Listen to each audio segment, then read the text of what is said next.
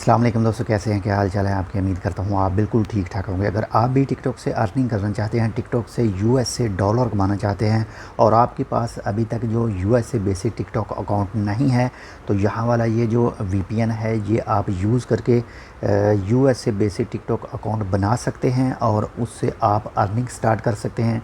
जो 1000 फॉलोवर से स्टार्ट होती है और जैसे 10,000 होते हैं और मज़ीद जो है वो बढ़ जाती है। यहाँ पर ये वीपीएन है ओसस नाम का, इसे यूज़ कीजिए, अपना अकाउंट बनाइए। और अगर आपको अकाउंट बनाने में मुश्किल पेश आए तो इसी वीडियो पर कमेंट कर दीजिएगा, आपको उसकी मुकम्मल तफसील बताई जाएगी।